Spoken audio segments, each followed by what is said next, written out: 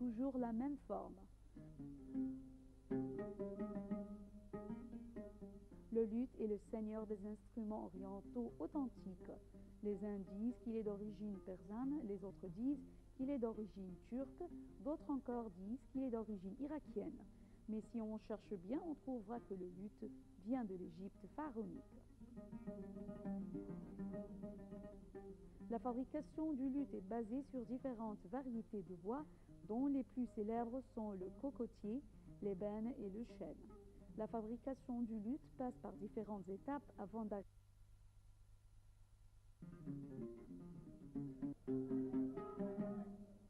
Le luth est presque entièrement en bois. La table est faite d'une fine planche de bois résonnant, le plus souvent de l'épicier, en forme une, parfois trois rosaces décorées.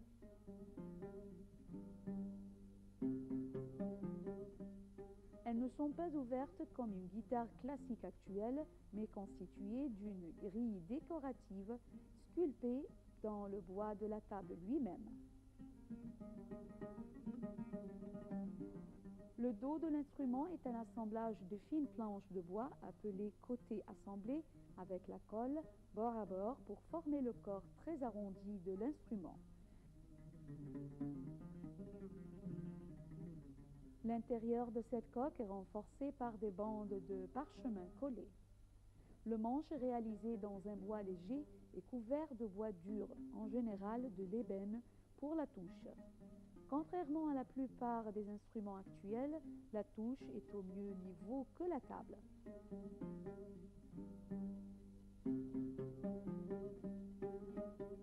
La tête des luths faisait un angle avec le manche de près de 90 degrés, probablement pour que les cordes de faible tension restent fermement plaquées au début du manche. Les chevilles sont coniques et sont maintenues en place par friction dans les trous qui les reçoivent. La forme et les bois employés font du luth un instrument très léger pour sa taille. Les frettes sont réalisées à l'aide de cordes en boyau nouées autour du manche. Quelques frettes supplémentaires en bois sont généralement collées sur la table où elle ne peut être nouée derrière le manche.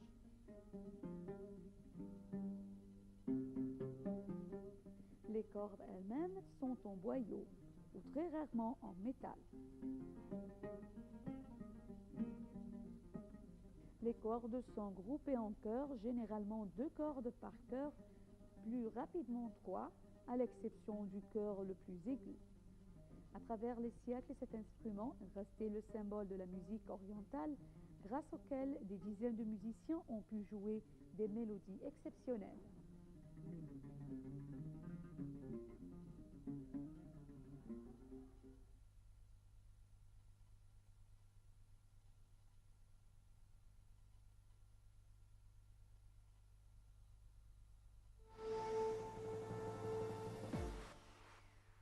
De l'Intérieur a averti que les forces de sécurité vont confronter toute violation et vont faire face décisivement à toute tentative d'entraver la circulation et empêcher le peuple de se déplacer aisément. Cette déclaration intervient alors que les frères ainsi qu'un nombre d'activistes ont appelé à un rassemblement après la prière du vendredi afin de protester contre la nouvelle loi de manifestation qui consiste à informer le ministère de l'Intérieur avant toute manifestation.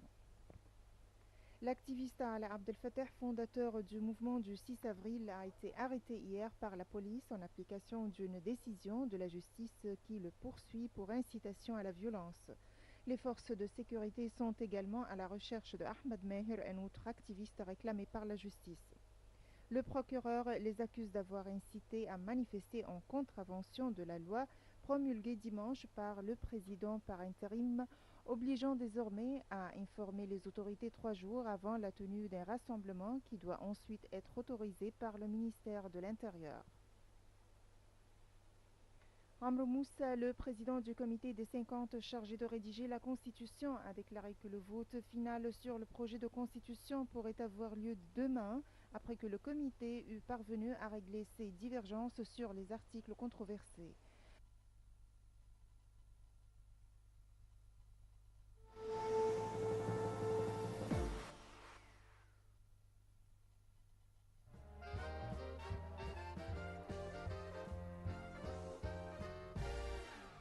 ça est l'actualité en bref. On retourne à nos rubriques et on retourne avec l'art toujours. L'art plastique cette fois-ci, aux yeux des critiques, le peintre Abdelmenem Maawad travaille depuis longtemps sur des compositions plasticiennes et il peut jusqu'à maintenant arriver à présenter de nouvelles solutions créatives, interactives. Notre collègue Hani Farag nous fait le point.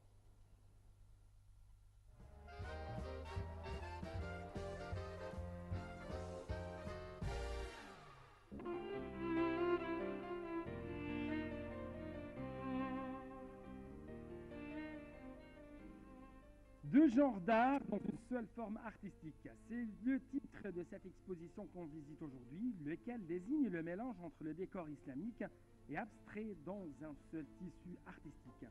Mais derrière ces chefs-d'œuvre, il y a une longue histoire humaine qui s'appelle Dr Abdelmonem Mouawad. Professeur des arts appliqués et plasticien de renommée internationale, cet ex-conseiller culturel de l'Égypte en Italie a fait plus de 100 expositions à l'intérieur et à l'extérieur de son pays. Mais pour comprendre cette exposition, il faut suivre l'histoire de cet homme avec la création artistique qui commence depuis sa naissance en 1947, avec plus de précision dans les quartiers populaires de Bard el-Ahmar au cœur du Caire fatimide. C'est ici où cet enfant prodige a eu une grande influence de ce bel environnement populaire qui constitue l'essence du peuple égyptien. C'est de cet environnement fatimide qu'il a essayé d'étancher sa soif artistique.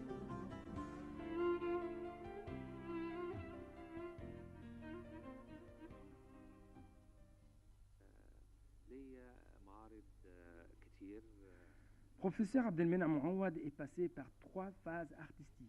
La première phase, c'est les charbiettes ou les arts folkloriques dans laquelle il a produit des œuvres intitulées Ma'asila ya Batata, Il Maragih et Wahawi ya Wahawi. La deuxième phase, c'était la phase des travaux pharaoniques, puis la phase des travaux islamiques. Cependant, la nostalgie le tire vers la phase des travaux folkloriques.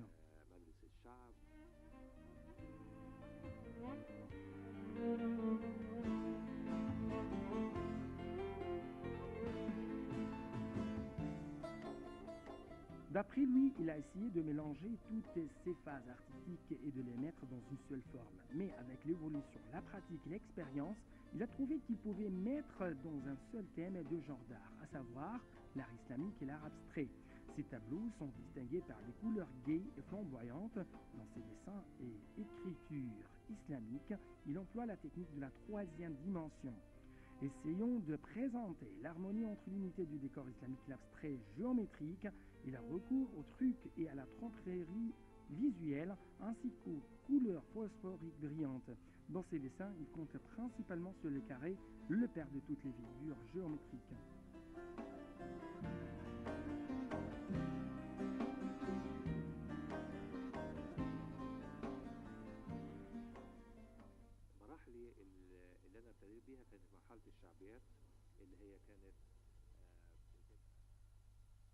D'après ce peintre, dans cette nouvelle phase qui porte sur les surfaces des murailles et des tentes, il concentre essentiellement ses travaux sur le mélange des couleurs, notamment les couleurs brillantes. Il compte sur sa propre palette artistique qu'il qualifie d'audacieuse. Il tente de briser l'unité islamique artistique pour qu'il parvienne avec elle à un cadre abstrait. Il déploie d'énormes efforts pour mélanger entre l'art classique et l'art moderne, autrement dit, entre l'unité islamique qui provient du carré et l'abstrait géométrique.